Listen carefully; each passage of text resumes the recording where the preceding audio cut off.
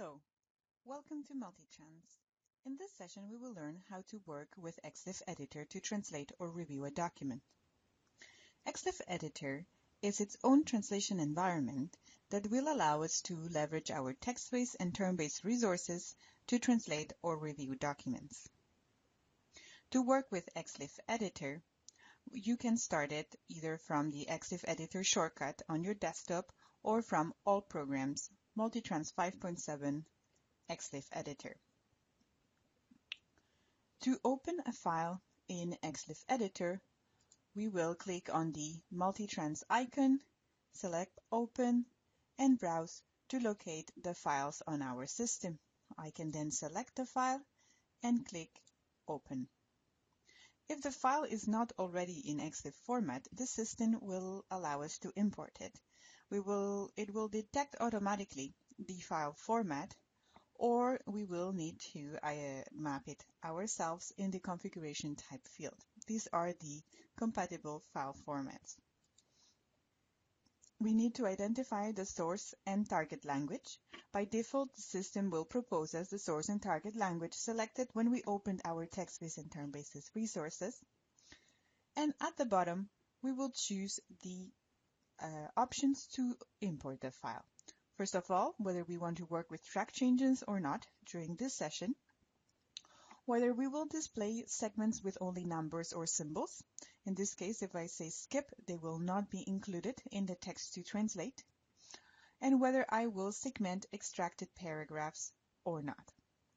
This means that if I select Do Not Segment Extracted Paragraph, the document will be shown to me paragraph by paragraph and not sentence by sentence, as I will see next. To the right, for different types of format, I have format-specific options. For Word, for example, I can choose to import for translation or not hidden text. For PowerPoint, I'll have hidden slides or speaker's notes, for example. I click on Import, and the file is now opened in the XLIFF editor. The content, it is displayed in a table-like format with the source and target columns, and each row contains a segment.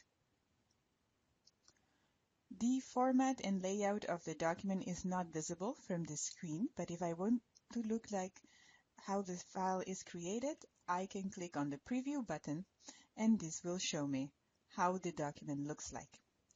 I can magnify the size of the document. I can go through pages, and if I just want to see the source, I can always change the proportion of the screen to look at one side or the other. The target pane will be populated as I enter my translation in the target cells. The question marks that you see in the document will always be shown to indicate either that there are segments that are not translated, which is the case right now, or that there is formatting tags that have not been transferred. We do not want to see question marks at the end of our translation. It would mean that we have missed some work. If I click on the Editor tab, I can see now the original view again. I could work directly with the XLIFF editor without communicating with my text bases and term bases. I could enter my translation simply by clicking on a cell and typing my information. As I do that, I can go to the preview and see that the text that I typed is now appearing in the document.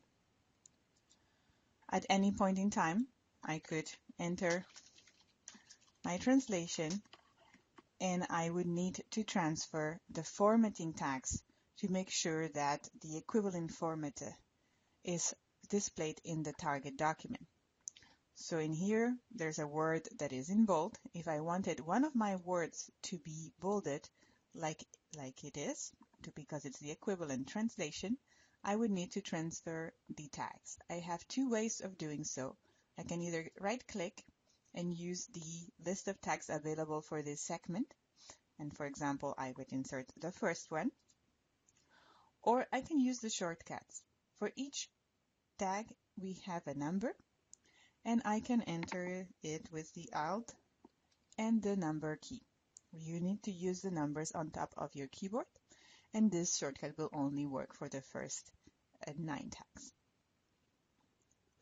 Right now, the tags have been transferred, and therefore, when I look in the preview, the word between tags is now highlighted in bold.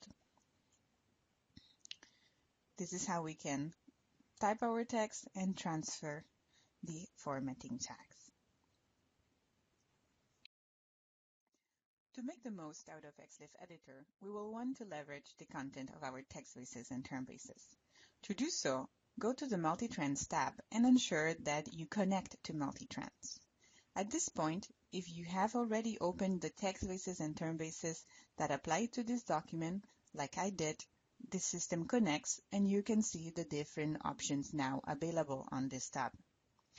If at this point you still had not opened your text bases and term bases, the system will prompt you to do so. Immediately, the system starts checking for information and we see some coloring that appears. Now, I can also click on a segment and start the translation agent. This opens this section above my document where I can see the different matches available. The first match appears in blue. Blue is the color of the term base, while the second match appears in teal, and that is the color of the text base whenever we have an exact match. In both cases, the match percentage is 100% because we have a match that corresponds to the entirety of the segment. You can see the details of each match by simply selecting the match and opening the details area. In the first case, you see the details of the record in the term base. In the second page, when you view the details, you can see the metadata information and you can see the document where this segment comes from, and you can browse through it to validate that the translation that you're obtaining is for a document of the same type and of the same tone as you are translating. To enter the translation, you can simply double-click on a match, and then it will enter it into the target cell. You don't need to close the translation agent. You can simply go to the next cell, and it will call for to check for availability of matches in the text base. As you see, if there's no translation already entered in the cell, the system immediately populates the first match available, the best match according to the system, into the target cell. And here we can see that for this match, I can see matches for the text base and I can see matches for the term base. If ever I want to use a term from the term base, I can do so again by double-clicking on it. Hovering over it, I can see the details of that term, and if I want to insert the equivalent in my text, I can double-click on it, and where I left my cursor, the term is inserted. I can also select a term and replace it with my insertion by double-clicking. So we can see 100% matches are teal and indicated with 100%. You can also see 100% matches that are purple if your text-based match is confirmed. So either if it's been created from a bilingual file format like TMX or XLIFF, or if it has been confirmed manually. Our next segment, again, is 100% match. I can either move through the system with the mouse by clicking each segment, or I can click on Enter, and this brings me to the next segment. This segment shows as a 93% match. This is a fuzzy match. The level of fuzziness can be set in your Multitrends options. By default, it is 75%. When a fuzzy match is presented, it means that it's not exactly the same as the source and what has been found in the text base, but there is a close similarity. In this case, the difference is of 7%, and this is the word that is shown in here with striken through green. So custom is stricken through, meaning that in the text base, we do have the term custom in that segment, but in the document that I need to translate, this word is not there. So when I enter my translation, I can remove my previous version that does not apply. And I can also remove the custom translation, the translation for the custom term that does not apply either to obtain an equivalent translation. So this is how you can recover fuzzy matches. If we move on to the next segment, we have a different type of fuzzy match. And in this case, you see that the difference is indicated to us in red. Red means that is an inserted word.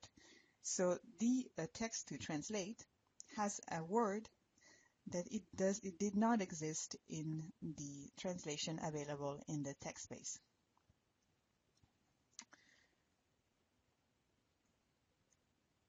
If you wanted, you could adapt the translation to make it fully match the sentence that you are translating, if it's pertinent to do so. So we have seen exact matches and we have seen fuzzy matches that we can obtain in the system. If ever there is no match available, you will see something like this where the windows above are blank, and this means we need to do the full translation ourselves. The next type of match I'd like to discuss is the subsegment match. For example, if I scroll down and I place my cursor in a different segment, in this case, the match I obtain has no percentage.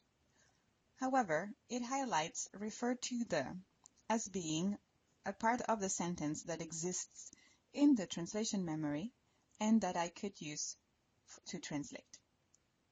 So if I click on the segment, I can see the details and the context where it appears. On the right-hand side, I can always see the term matches. Subsegments are therefore sections of sentence that repeat within the document to translate and the text space, but that due to their size, they do not reach the minimum fuzzy factor, so it does not represent 75% of the sentence.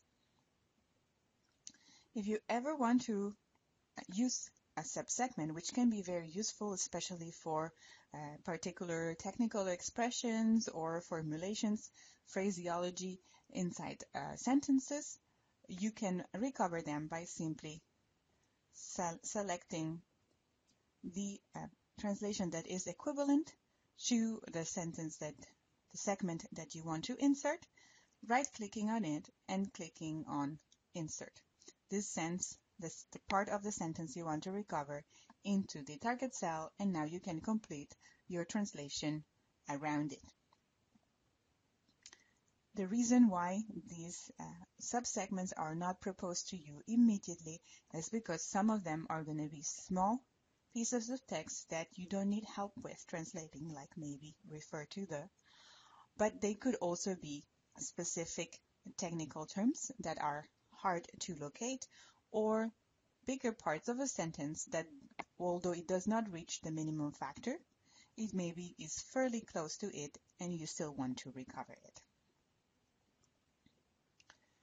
Another type of match result that we can see is when we obtain a 100% match. And although we recover the 100% match, we see that the orange highlight persists in the system. This orange highlight is the result of the terminology validation function. The system is constantly checking the terms that we have for the segments available and whether we are using the translations that the system has for these terms. So in this segment, before we had custom languages and client application in orange, meaning those two terms exist in my term base and I can see them in the terminology matches. And now that I have inserted the translation, custom languages is no longer highlighted because I have the translation in my target cell, but client application is still highlighted in orange. I can see it right away in the translation agent the translation that the system would expect logiciel client, while in my translation I have application client. If my translation agent was closed, I can still see the orange highlight, and I can check what is the expected term by right-clicking on the segment and looking at terminology, and I see that it is expecting logiciel client. I can insert this term either by clicking on it using the shortcut. So when I do that, it is inserted in the sentence. And now if I change sentences, the system no longer highlights my term. This is what the orange highlight means in your document. At any point in time, you may choose to open or close the translation agent, or you could further search in your text bases if you think that you want to check for specific words in your document. So you can highlight any part of the text, right-click, and use the text-based search, and this will trigger a search in the text base for this term. So you can always consult both the translation agent or any of the resources that we have in the text bases and term bases open in the background.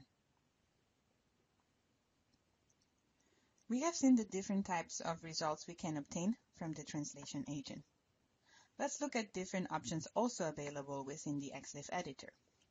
For example, if I go to the Editor tab, I have some basic functionality that can be very helpful, such as a Find and Replace option. Make sure to note that there's the little arrow to expand and find additional options that you can set up for your Find and Replace. You can activate the spell checker. By default, is always disabled, but you can select the target language that you're working with and use the spell checker. It is a spell checker like many that you may have known, and it has a squiggly bar underneath an error, and you can always add to the dictionary if it's a term that it should be saved, or you could choose any of the proposed corrections if there's a correction to make. There's word count options, and you can clear all targets or make copies of full segments if you need to. From the Review tab, there is a series of review and validation options that you can use. The system uses track changes, so every time that you save the document, that you come out of the document and you come into the document, it creates a new version. And once the versions are created, you will be able to compare your current version to previous versions. And this can also be shared with other users of the system. The filters allow us to check for quality assurance factors. For example, I may want to check that I have not missed any segment of a document if I'm working with a very large document. Or I could activate filters for segments missing tags. So did I transfer all my formatting tags? Missing terminology, are there any segments where I have deviated from the term glossary and I did not correct it? Segments with spelling mistakes where numbers have either incorrect format or are missing. So you can do all of these checks that computers are very powerful to do by doing these filters. You can apply multiple filters at a time and choose whether the filters should be combined as and or. At any point, you can clear the filters and see the full document again.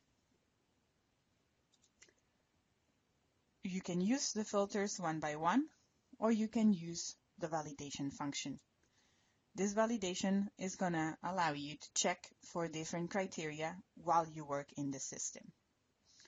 For example, if I'm checking for non-translated segments, I see check marks in all the segments that contain a translation and an exclamation mark with an explanation, no translation, when I hover over it for the segments that do not meet that criteria. If I enter a translation into the segment and I move away from it, it will show a check mark. Note that the system is checking whether the segment contains content. It does not evaluate whether the translation is accurate or not.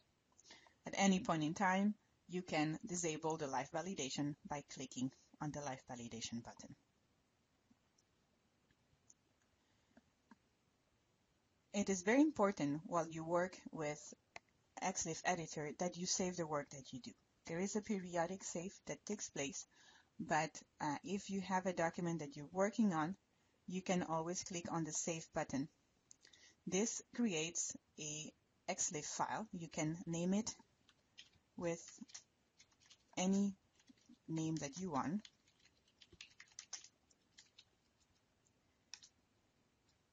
And this will contain all the information that you see now in the screen.